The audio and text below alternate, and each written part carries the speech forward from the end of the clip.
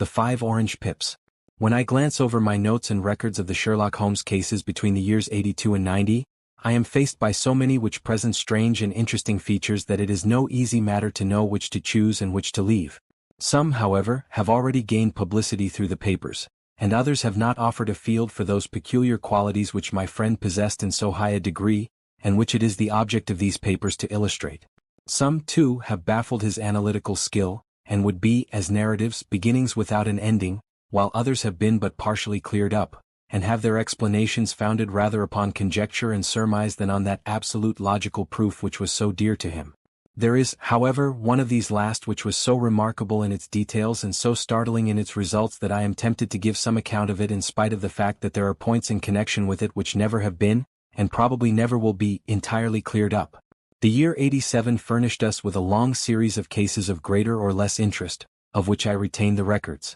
Among my headings under this 112 months I find an account of the adventure of the Paradol Chamber, of the Amateur Mendicant Society, who held a luxurious club in the lower vault of a furniture warehouse, of the facts connected with the loss of the British bark Sophie Anderson, of the singular adventures of the Grice Pattersons in the island of Uffa, and finally of the Camberwell poisoning case.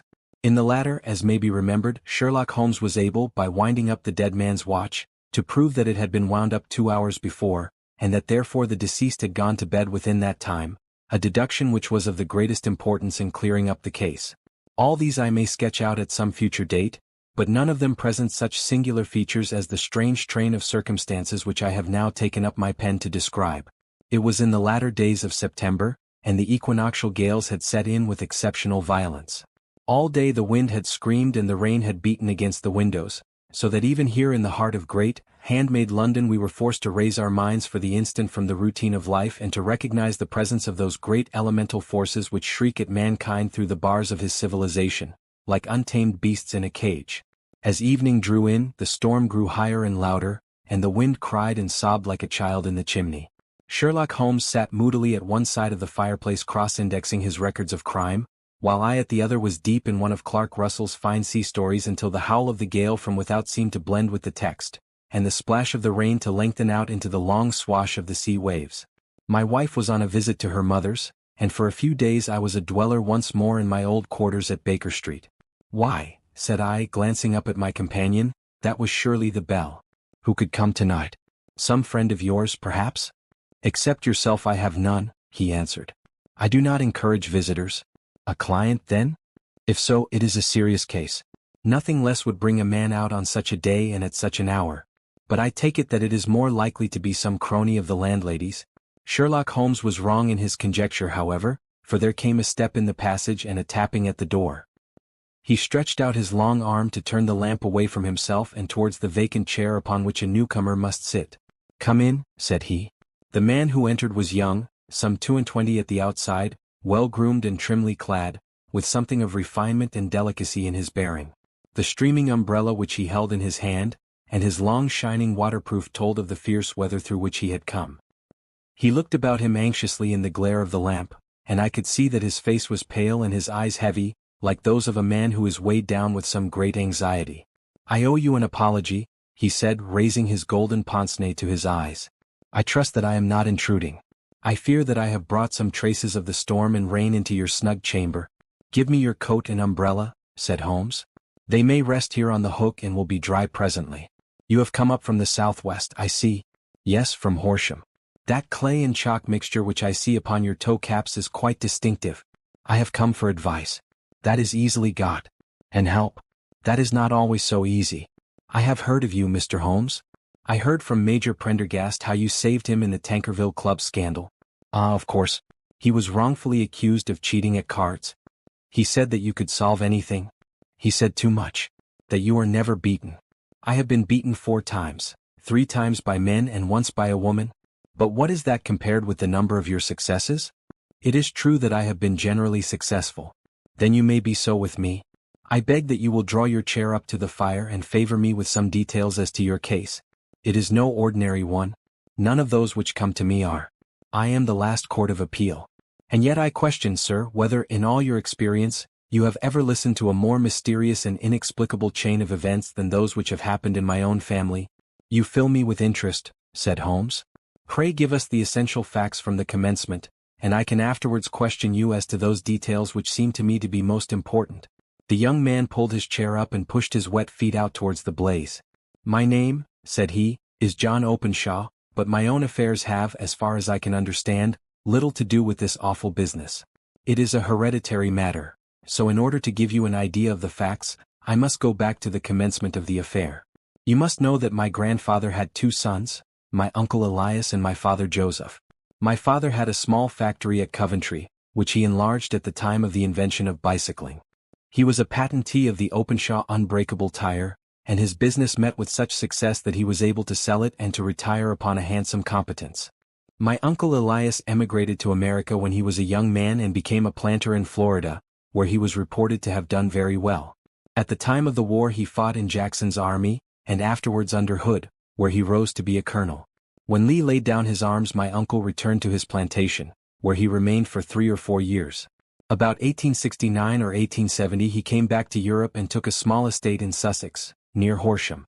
He had made a very considerable fortune in the States, and his reason for leaving them was his aversion to the Negroes, and his dislike of the Republican policy in extending the franchise to them. He was a singular man, fierce and quick-tempered, very foul-mouthed when he was angry, and of a most retiring disposition. During all the years that he lived at Horsham, I doubt if ever he set foot in the town. He had a garden and 2 or 3 fields round his house, and there he would take his exercise, though very often for weeks on end he would never leave his room. He drank a great deal of brandy and smoked very heavily, but he would see no society and did not want any friends, not even his own brother. He didn't mind me, in fact he took a fancy to me, for at the time when he saw me first I was a youngster of 12 or so. This would be in the year 1878, after he had been 8 or 9 years in England. He begged my father to let me live with him, and he was very kind to me in his way. When he was sober he used to be fond of playing backgammon and draughts with me, and he would make me his representative both with the servants and with the tradespeople, so that by the time that I was 16 I was quite master of the house. I kept all the keys and could go where I liked and do what I liked so long as I did not disturb him in his privacy. There was one singular exception, however, for he had a single room, a lumber room up among the attics, which was invariably locked, and which he would never permit either me or anyone else to enter. With a boy's curiosity I have peeped through the keyhole, but I was never able to see more than such a collection of old trunks and bundles as would be expected in such a room. One day, it was in March 1883, a letter with a foreign stamp lay upon the table in front of the colonel's plate. It was not a common thing for him to receive letters, for his bills were all paid in ready money, and he had no friends of any sort. "From India," said he as he took it up, "Pondicherry postmark. What can this be?" Opening it hurriedly, out there jumped 5 little dried orange pips, which pattered down upon his plate. I began to laugh at this, but the laugh was struck from my lips at the sight of his face. His lip had fallen, his eyes were protruding, his skin the color of putty, and he glared at the envelope which he still held in his trembling hand. "KKK!" he shrieked, and then, my God, my sins have overtaken me." "What is it, uncle?" I cried. "Death," said he, and rising from the table he retired to his room, leaving me palpitating with horror. I took up the envelope and saw scrawled in red ink upon the inner flap, just above the gum, the letter K 3 times repeated. There was nothing else save the 5 dried pips. What could be the reason of his overpowering terror? I left the breakfast table, and as I ascended the stair I met him coming down with an old rusty key, which must have belonged to the attic, in one hand, and a small brass box like a cash box in the other. "They may do what they like, but I'll checkmate them still," said he with an oath. "Tell Mary that I shall want a fire in my room today, and send down to Fordham, the Horsham lawyer." I did as he ordered, and when the lawyer arrived I was asked to step up to the room. The fire was burning brightly, and in the grate there was a mass of black, fluffy ashes as of burned paper, while the brass box stood open and empty beside it. As I glanced at the box I noticed, with a start, that upon the lid was printed the treble K which I had read in the morning upon the envelope. "I wish you, John," said my uncle, "to witness my will. I leave my estate, with all its advantages and all its disadvantages, to my brother, your father, whence it will, no doubt, descend to you. If you can enjoy it in peace, well and good. If you find you cannot, take my advice, my boy, and leave it to your deadliest enemy. I am sorry to give you such a two-edged thing, but I can't say what turn things are going to take. Kindly sign the paper where Mr. Fordham shows you." I signed the paper as directed, and the lawyer took it away with him.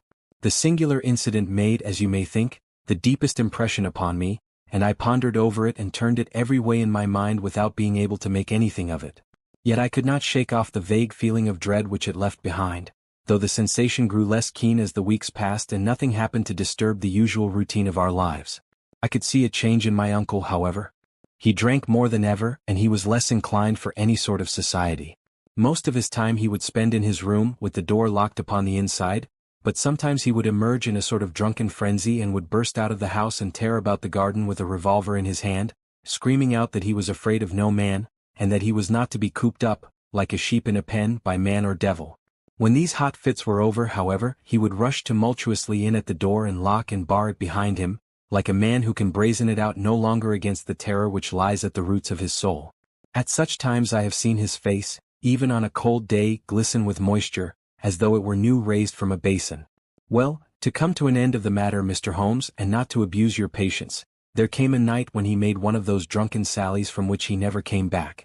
We found him, when we went to search for him, face downward in a little green-scummed pool, which lay at the foot of the garden.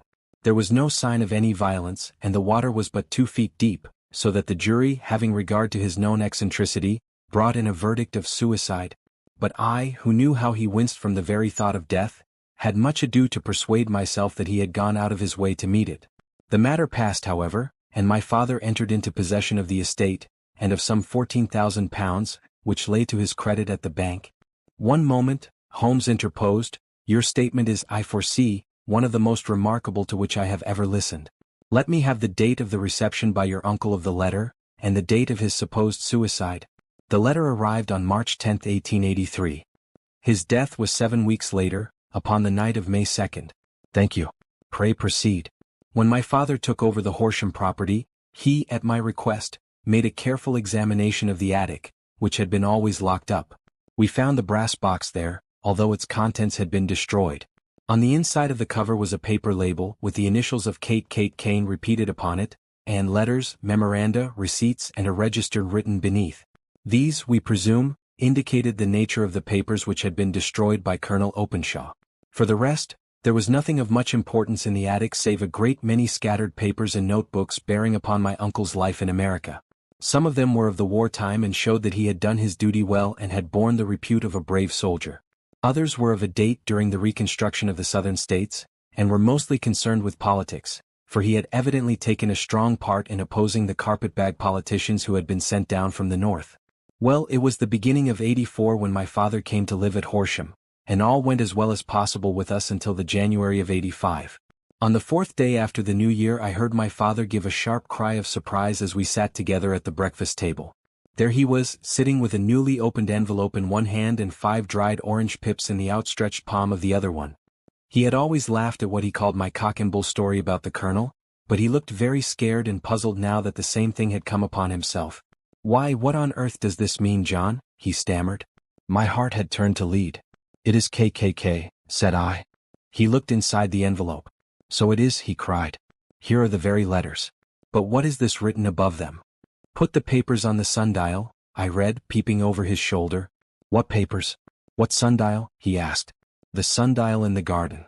"There is no other," said I, "but the papers must be those that are destroyed." "Pooh," said he, gripping hard at his courage. "We are in a civilized land here and we can't have tomfoolery of this kind. Where does the thing come from?" "From Dundee," I answered, glancing at the postmark. "Some preposterous practical joke," said he. "What have I to do with sundials and papers? I shall take no notice of such nonsense." "I should certainly speak to the police," I said, "and be laughed at for my pains." "Nothing of the sort." "Then let me do so?" "No, I forbid you. I won't have a fuss made about such nonsense." It was in vain to argue with him, for he was a very obstinate man. I went about, however, with a heart which was full of forebodings. On the 3rd day after the coming of the letter my father went from home to visit an old friend of his, Major Freebody, who was in command of one of the forts upon Portsdown Hill. I was glad that he should go, for it seemed to me that he was farther from danger when he was away from home. In that, however, I was in error. Upon the 2nd day of his absence I received a telegram from the Major, imploring me to come at once. My father had fallen over one of the deep chalk pits which abound in the neighborhood, and was lying senseless, with a shattered skull. I hurried to him, but he passed away without having ever recovered his consciousness. He had, as it appears, been returning from Fareham in the twilight, and as the country was unknown to him, and the chalk pit unfenced, the jury had no hesitation in bringing in a verdict of death from accidental causes. Carefully as I examined every fact connected with his death, I was unable to find anything which could suggest the idea of murder. There were no signs of violence, no footmarks, no robbery, no record of strangers having been seen upon the roads. And yet I need not tell you that my mind was far from at ease, and that I was well nigh certain that some foul plot had been woven round him. In this sinister way I came into my inheritance. You will ask me why I did not dispose of it? I answer, because I was well convinced that our troubles were in some way dependent upon an incident in my uncle's life, and that the danger would be as pressing in one house as in another. It was in January 85 that my poor father met his end, and 2 years and 8 months have elapsed since then. During that time I have lived happily at Horsham, and I had begun to hope that this curse had passed away from the family, and that it had ended with the last generation. I had begun to take comfort too soon, however. Yesterday morning the blow fell in the very shape in which it had come upon my father. The young man took from his waistcoat a crumpled envelope, and turning to the table he shook out upon it 5 little dried orange pips. "This is the envelope," he continued. "The postmark is London, Eastern Division. Within are the very words which were upon my father's last message, Kate Kate K, and then put the papers on the sundial." "What have you done?" asked Holmes. "Nothing." "Nothing?" "To tell the truth," he sank his face into his thin, white hands, "I have felt helpless. I have felt like one of those poor rabbits when the snake is writhing towards it. I seem to be in the grasp of some resistless, inexorable evil, which no foresight and no precautions can guard against." "Tut, tut," cried Sherlock Holmes. "You must act, man, or you are lost. Nothing but energy can save you. This is no time for despair. I have seen the police. Ah, but they listened to my story with a smile. I am convinced that the inspector has formed the opinion that the letters are all practical jokes, and that the deaths of my relations were really accidents, as the jury stated, and were not to be connected with the warnings." Holmes shook his clenched hands in the air. "Incredible imbecility," he cried. "They have, however, allowed me a policeman who may remain in the house with me." "Has he come with you tonight?" "No. His orders were to stay in the house." Again Holmes raved in the air.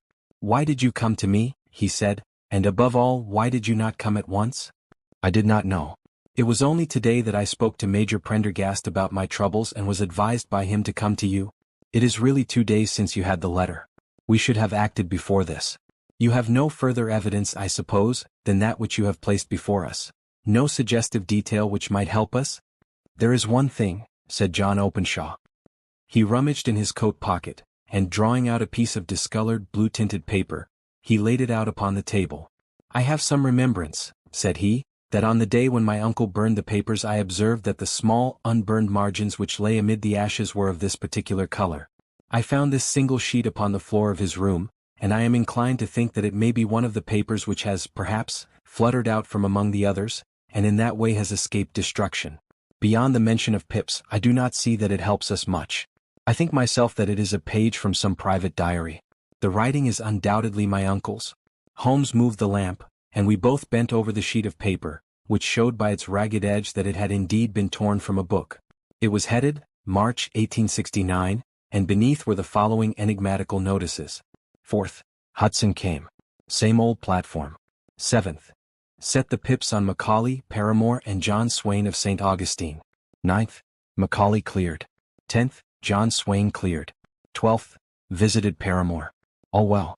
"Thank you," said Holmes, folding up the paper and returning it to our visitor. "And now you must on no account lose another instant.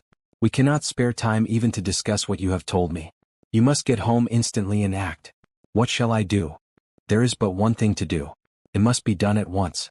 You must put this piece of paper which you have shown us into the brass box which you have described. You must also put in a note to say that all the other papers were burned by your uncle, and that this is the only one which remains. You must assert that in such words as will carry conviction with them.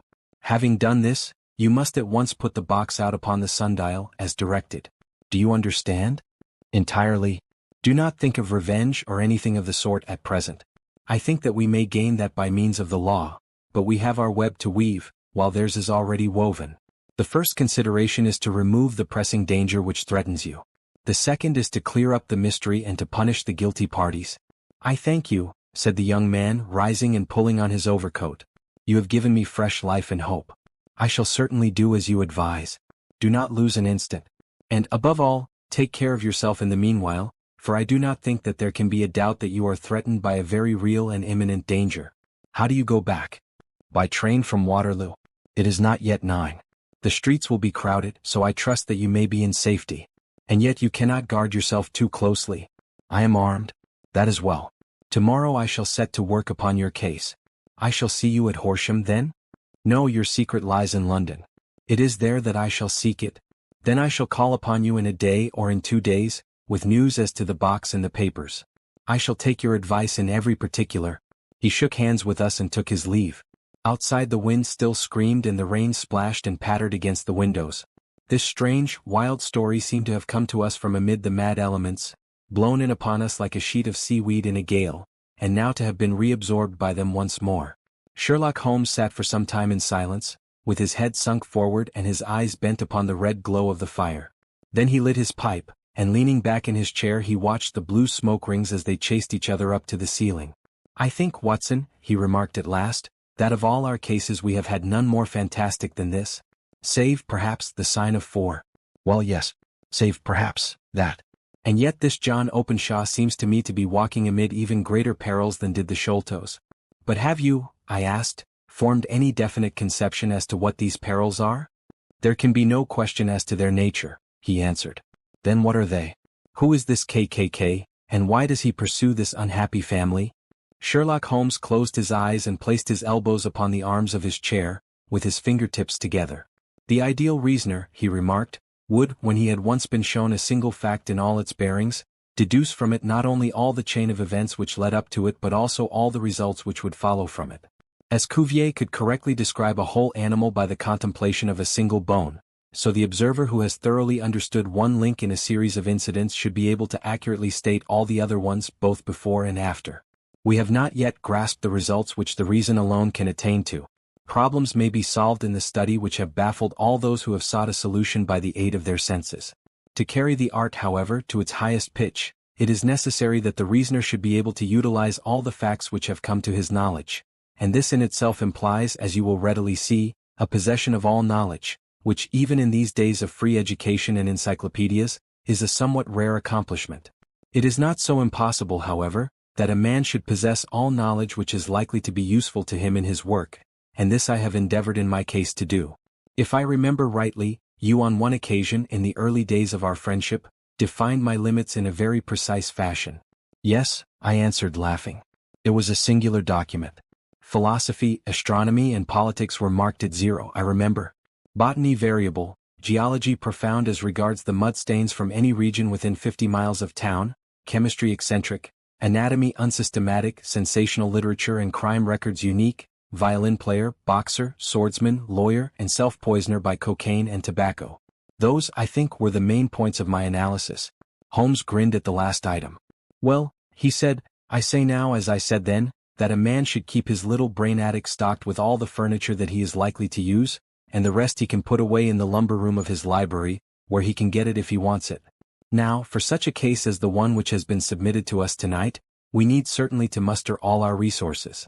Kindly hand me down the letter K of the American Encyclopedia which stands upon the shelf beside you. Thank you. Now let us consider the situation and see what may be deduced from it. In the first place, we may start with a strong presumption that Colonel Openshaw had some very strong reason for leaving America. Men at his time of life do not change all their habits and exchange willingly the charming climate of Florida for the lonely life of an English provincial town. His extreme love of solitude in England suggests the idea that he was in fear of someone or something, so we may assume as a working hypothesis that it was fear of someone or something which drove him from America. As to what it was he feared, we can only deduce that by considering the formidable letters which were received by himself and his successors. Did you remark the postmarks of those letters? The first was from Pondicherry, the second from Dundee, and the third from London. From East London. What do you deduce from that? They are all seaports. That the writer was on board of a ship. Excellent. We have already a clue. There can be no doubt that the probability, the strong probability, is that the writer was on board of a ship. And now let us consider another point. In the case of Pondicherry, 7 weeks elapsed between the threat and its fulfillment. In Dundee it was only some 3 or 4 days. Does that suggest anything? A greater distance to travel. But the letter had also a greater distance to come. Then I do not see the point. There is at least a presumption that the vessel in which the man or men are is a sailing ship. It looks as if they always send their singular warning or token before them when starting upon their mission. You see how quickly the deed followed the sign when it came from Dundee. If they had come from Pondicherry in a steamer, they would have arrived almost as soon as their letter. But, as a matter of fact, 7 weeks elapsed. I think that those 7 weeks represented the difference between the mail boat which brought the letter and the sailing vessel which brought the writer. It is possible. More than that. It is probable. And now you see the deadly urgency of this new case, and why I urged young Openshaw to caution. The blow has always fallen at the end of the time which it would take the senders to travel the distance. But this one comes from London, and therefore we cannot count upon delay. Good God! I cried.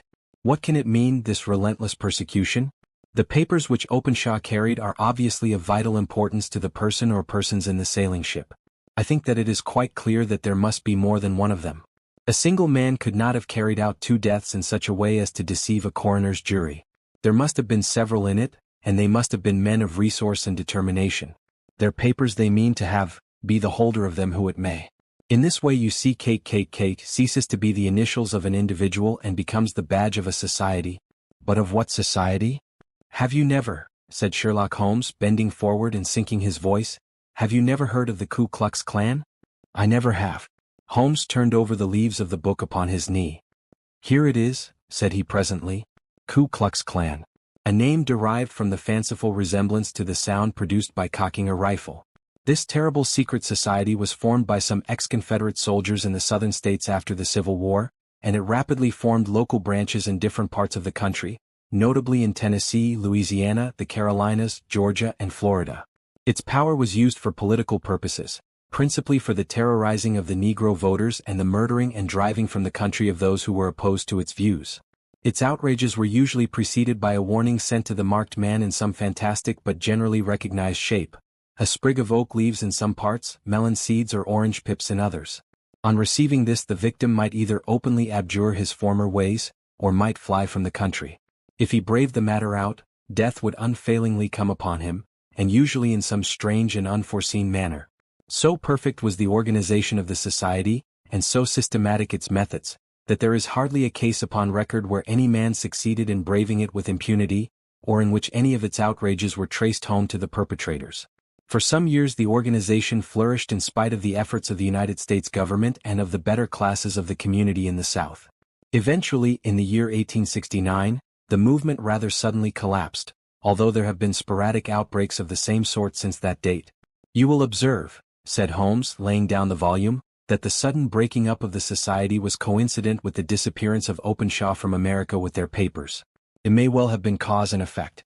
It is no wonder that he and his family have some of the more implacable spirits upon their track. You can understand that this register and diary may implicate some of the first men in the South, and that there may be many who will not sleep easy at night until it is recovered. Then the page we have seen is such as we might expect. It ran, if I remember right, sent the pips to A, B, and C.